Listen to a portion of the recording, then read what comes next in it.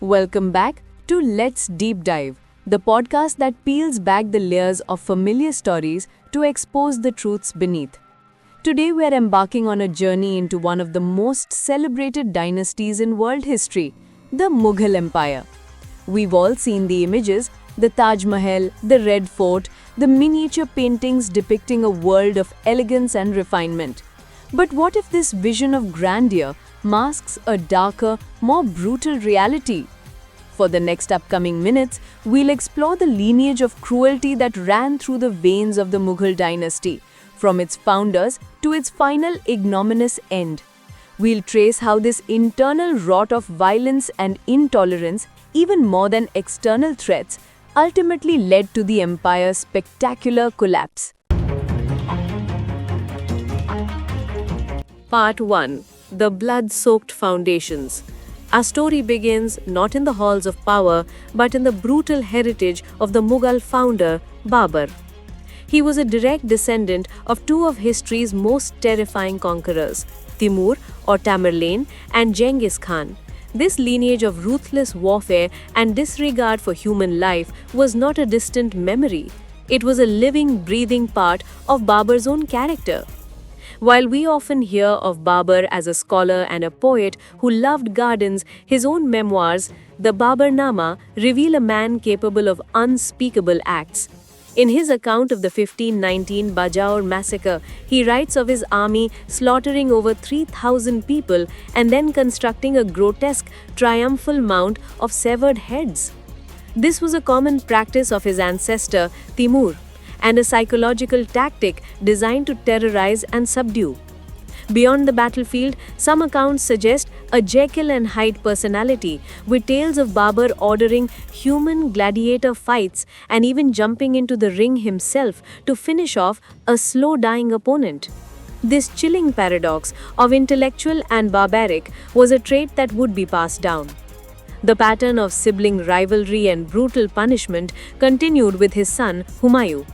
Humayun's reign was a tumultuous one, marked by his loss of the empire and a long period of exile.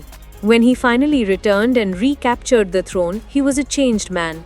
His half-brother, Kamran Mirza, had been a constant source of rebellion, and after he was finally captured, Humayun took a terrible revenge. Against the wishes of his nobles, he ordered Kamran's blinding, a particularly gruesome punishment. The detailed accounts of the blinding, performed with a searing hot needle, highlighted a level of cruelty that extended even to the closest family members. Even the much romanticized Mumtaz Mahal, for whom the Taj Mahal was built, is seen in a different light by some historians. She is often depicted as a gentle, loving queen, but accounts suggest she was a religious bigot who goaded Shah Jahan into a brutal assault on a Portuguese trading settlement in Hooghly. The assault led to the death of a large portion of the Portuguese fleet and the capture of 4,000 prisoners. The survivors were forced to march 1,200 miles to Agra. Priests among the captives were crushed under the feet of elephants, and the rest were sold into slavery.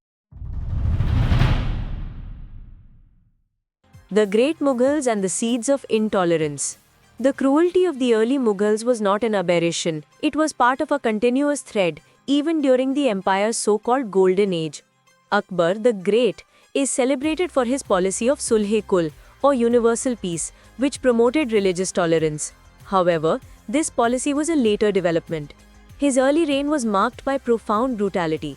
The most infamous example is the Siege of Chittor in 1568, after the fort's defenders, the Rajputs, performed the ritual Jahur and Saka, a mass self-immolation, and a final charge to the death.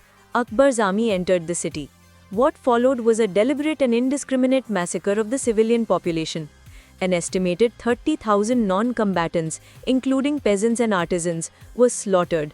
This was not a chaotic frenzy, but a calculated act of terror. Akbar ordered a general massacre of the inhabitants, and many women and children were enslaved. It was a dark episode that contradicts the image of a merciful and tolerant ruler. Jahangir, the son of Akbar, also embodied this duality. On the one hand, he was a patron of the arts and a meticulous diarist. On the other, he was quick to anger and prone to extreme acts of cruelty. He ordered the murder of his father's historian and loyalist, Abul Fazl, simply because he disliked him. He wrote about it in his memoirs with a chilling casualness. His punishments were often horrific. There's an account of a servant who, having accidentally cut down a favorite tree, had his thumbs cut off as punishment. When his own son Khusrau rebelled, Jahangir had him blinded and paraded through the streets on an elephant. The contradictions of the Mughal rulers reached a zenith with Aurangzeb. His reign from 1658 to 1707 is a period of intense religious and political turmoil.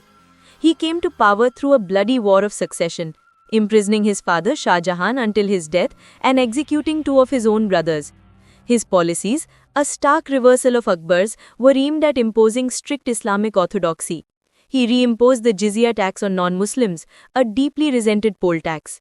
He issued orders for the destruction of numerous Hindu temples and restricted Hindu festivals. These actions alienated the majority of the population and ignited rebellions across the empire, from the Sikhs in the north to the Marathas in the Deccan. Part 3. The slow, agonizing collapse. The cruelty and intolerance of Aurangzeb's later years sowed the seeds of the Mughal Empire's own destruction. After his death in 1707, the empire ended a period of rapid decline. This wasn't a sudden fall, but a slow, agonizing death brought on by internal decay. The later Mughals who followed Aurangzeb were, for the most part, weak and ineffectual. They lacked the military prowess and political foresight of their predecessors. The endless and bloody wars of succession that plagued Delhi from 1707 to 1719 left the state vulnerable and exposed. Emperors like Bahadur Shah I and Farrukh Shiar were little more than puppets in the hands of powerful, scheming nobles. This weakening of the central authority led to a major institutional breakdown. The empire's vast territory became impossible to control. Powerful regional governors, seeing the opportunity, began to assert their independence, essentially creating their own kingdoms. The Nawabs of Awadh and Bengal and the Nizams of Hyderabad, though nominally Mughal, ruled as independent monarchs. The Marathas, who had been a persistent thorn in Aurangzeb's side, rose to become a major power, challenging and eventually superseding Mughal authority in many parts of the subcontinent. The Sikhs and Jats also carved out their own territories. The empire's financial health was in shambles. The extravagant spending of emperors like Shah Jahan and Aurangzeb's prolonged and costly campaigns in the Deccan had depleted the imperial treasury. The later Mughals, with their lack of control over the provinces, could not collect the necessary revenues. This economic strain was compounded by a series of devastating foreign invasions. In 1739, Nadir Shah of Persia, seeing the Mughal weakness, launched a full-scale invasion. After a swift victory, he sacked Delhi, a city that had been the epitome of wealth for centuries. He ordered a brutal general massacre of the population after a riot broke out, leading to the deaths of tens of thousands. He looted the city of its immense wealth, including the fabled Peacock Throne and the Kohinoor Diamond. This invasion was a fatal blow to the empire's prestige and power. A few years later, the Afghan invader, Ahmad Shah Abdali, followed suit, further destabilizing the region and stripping the Mughals of their remaining strength. The final chapter was written by the British East India Company. They didn't have to conquer a strong empire. They simply took control of a dying one. By the late 18th century, the Mughal Emperor Shah Alam II was famously described as holding a kingdom that stretched only from Delhi to Palam, a small suburb of the capital. The last Mughal, Bahadur Shah II, was a mere figurehead, a poet in a shattered court. The Great Rebellion of 1857 was his final futile stand.